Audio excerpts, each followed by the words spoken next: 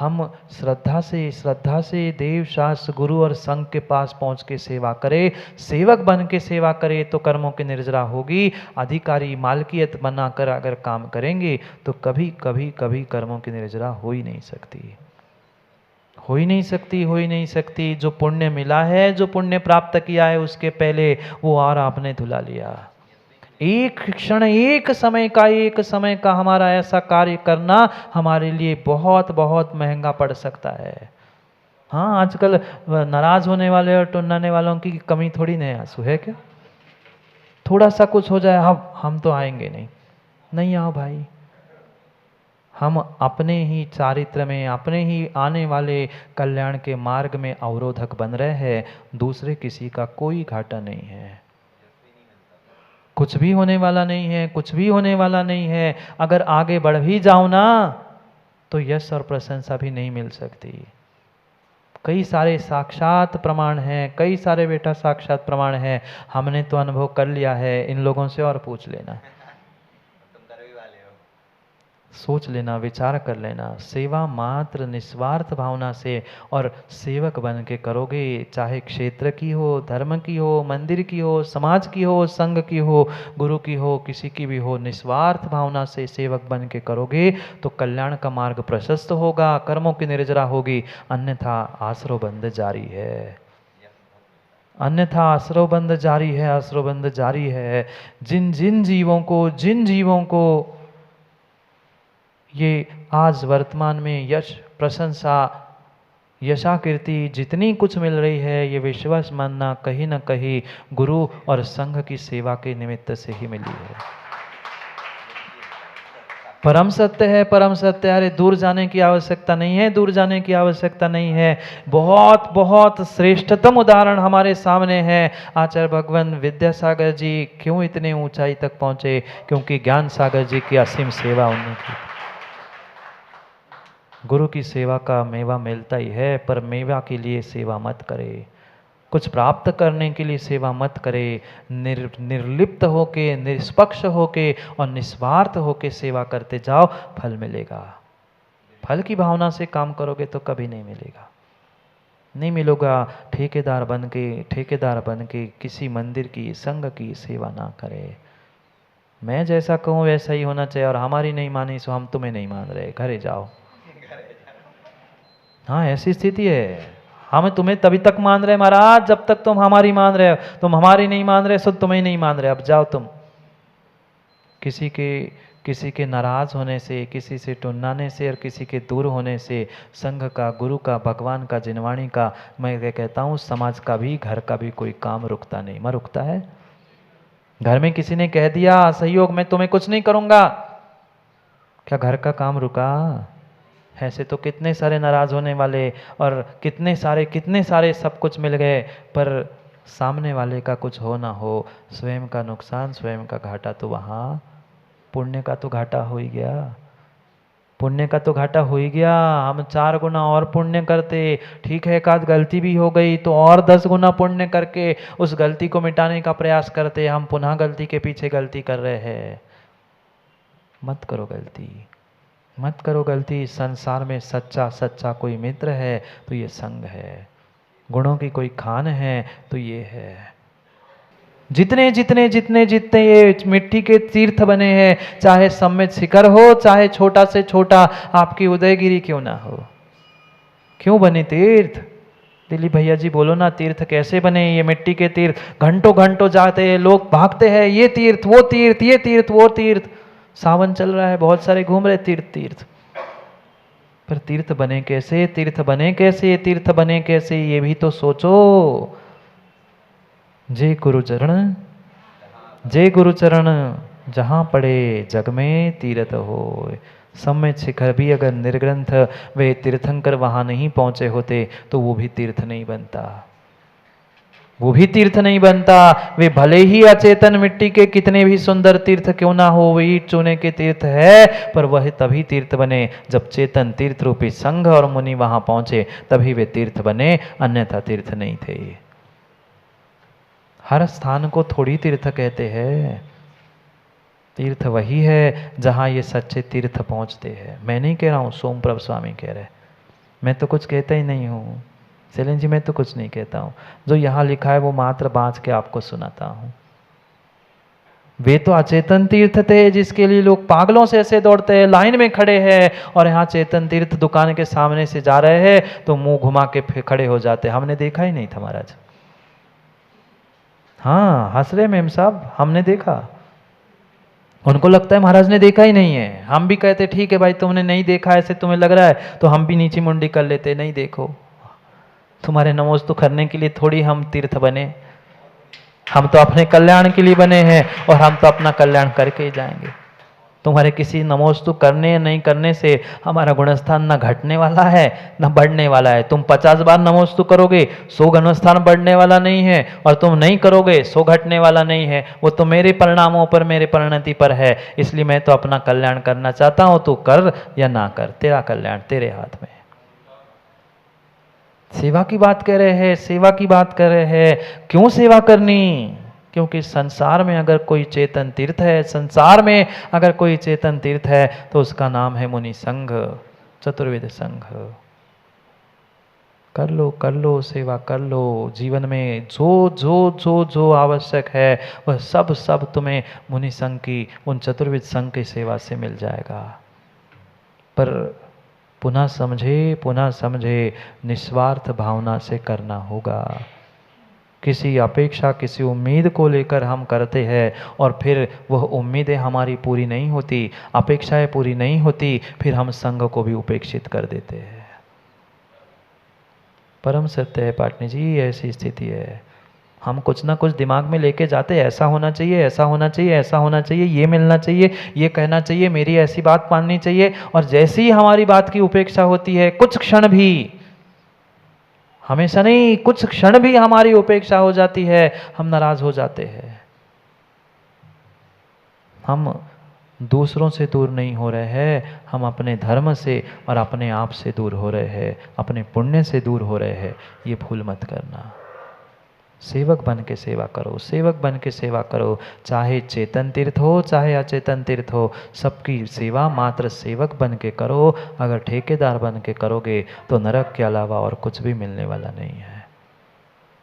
बुरी नहीं मानना, पर परम सत्य यही है सेठ जी, परम सत्य यही है। जीव इस बात को नहीं समझ पाते, जीव इस बात को नहीं समझ पाते, और कहीं ना कहीं ये भूल कर बैठते हैं, जिस कारण से आज तक वे दुखी है। सेवा तो की दुनिया के नज़रों में, व्यवस्थापक तो बने, खूब व्यवस्थाएं बनाई सबकी, पर माँ जाके उन जीवों के अंतिम समयों को देख लेना, क्या स्थिति बनी। जो सेवक है वो सम्यक समाधि करेगा, जो सेवक है वो सम्यक समाधि करेगा, जो सच्चा सेवक है वो सम्यक समाधि करेगा। विमल सागर महाराज के संग में एक थे संघपति, संघपत्नी जैसे कह दो, जो चाहे आप नाम से कह दो। एक पता है किसी को? चित्राबाई। एक चित्राबाई थी। लोग उन्हें पता नहीं क्या क्या कह देते थे, पर क्या क्या क्या उस जीव की सेवा थी, क्या उस जीव की सेवा थी, कह नहीं सकते। जहां संघ जाता था, जो स्थिति बनती थी, वह सब काम छोड़ के पहले मुनि संघ के लिए पड़घान करने की व्यवस्था करती थी। हम अपने घर में तो रोज पड़घान नहीं कर पाते माँ, हम रोज अपने घर में ही पड़घान नहीं कर पाते। वे संघ के साथ जहां विहार होता था वहां विहार करते करते, जहां जैसी स्थिति मिली, सोने को मिला सो मिला, हम भी तो विहार कराए। देखो संघपतियों की व्यवस्था, रोड पर तक महाराजों को तो अंदर कमरे में कर लिया, और फुटपाथ तक उन्होंने निद्रा को पूर्ण किया। ये समर्पण, ये श्रद्धा चाहिए। जहां जहां संघ पहुंचता था वहां पहुंचती थी, भले ही भाषा कैसी हो, पर क्या समर्पण था। मैं इसलिए कह रहा हूं वह चित्राबाई जब सेवा करके अंतिम समय तक पहुंची थी, और उस सेवा का ही फल उसे मिला कि अंतिम समय में गुरु के हाथों से, गुरु के कर कमलों से विचित्रा श्री या विचित्रमती ऐसा कुछ नाम रख के उन्होंने अपनी समाधि संलेखना पूर्ण कर ली। इसलिए कह रहा हूं कि जो जीवन भर गुरु की सेवा, संघ की सेवा में लगता है, वही सच्चे भावों से अगर लगा है, पक्का है, उसकी समाधि संलेखना होगी ही होगी। और जो निर्मल जी ठेकेदार बन के काम करते हैं, उनके ठेकेदार जैसी स्थिति होती है। बुरी मानोगे? बुरी मानोगे सो मान लो, हमें तो निकल ही जाने हैं। पता चला तुमसे पहले ही हम निकल जाए। नहीं, सेवक बन के सच्चा श्रद्धा, सच्चे समर्पण से काम करो, नहीं तो सदगति होने वाली नहीं है। नहीं है, होने वाली नहीं है। ये पुण्य का उदय है कि हमें सेवा करने मिल रहा है, पुण्य का उदय है, हमें व्यवस्थाएं करने मिल रही है, पर फिर भी हम व्यवस्था और सेवा करने के लिए आगे नहीं आते। राग द्वेष से सने, राग द्वेष से भरे है, इसलिए काम नहीं बन रहा। श्लोक पढ़ो, समय हो गया, पुनः कल जैसा ही हो गया, रहने दे। महाराज कब तक आगे आगे करेंगे, पढ़ना तो पड़ेगा। पढ़ लेते हैं, तीर्थ के बारे में चर्चा कर लेते हैं। 22 नंबर के सूत्र को, श्लोक को पढ़ो। यह संसार निलास लाल समतीर मुक्तर्थ मोक्तिष्ठते यम तीर्थम कथयन्ति पावनतया ये नास्ति नान्यः समः यस्मै स्वर्गपति नमस्ते सताम् यस्मात् शुभं जायते स्फूर्तिर्यस्य परा वसन्ति च गुणा यस्मिन् ससंगोचताम्। पढ़ो एक साथ।